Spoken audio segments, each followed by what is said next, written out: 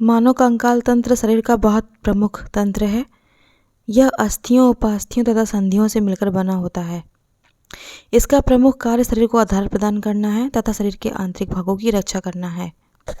मानव कंकाल तंत्र की सहायता से ही गति कर सकता है। एक वयस्क मानव के शरीर में कुल 206 हड्डियां होती हैं। जन्म के समय नवजात शिशु में कुल 270 हड्डियां होती हैं। कंकाल में प्रमुख है मानव की खोपड़ी। इसमें कुल 22 हड्डियां होती हैं तथा मध्य कान के मिलाकर कुल 28 हड्डियां हो जाती हैं।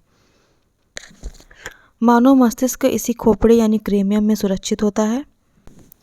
कॉलर बोन हड्डी भुजाओं तथा पसलियों को जोड़ने का आधार प्रदान करती है।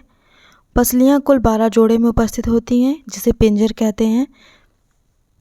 ऊपरी बांह की हड्डी यानी ह्यूमरस कॉलर बोन से ही जुड़ी रहती है। मनुष्य की पसलियां उपास्थियों का समूह है, जो संख्या में 24 और जोड़े में 12 होती हैं।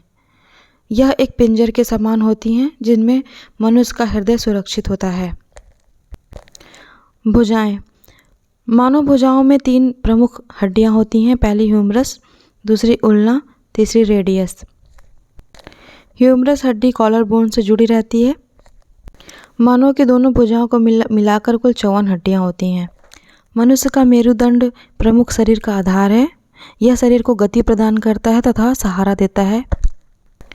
एक वयस्क मनुष्य के शरीर में मेरुदंड की संख्या कुल 33 होती हैं।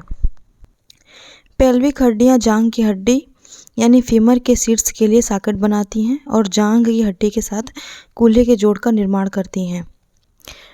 पैर की अस्थियां 3 प्रमुख अस्थियों से मिलकर बनी है, फीमर, टिबिया और फैबुला।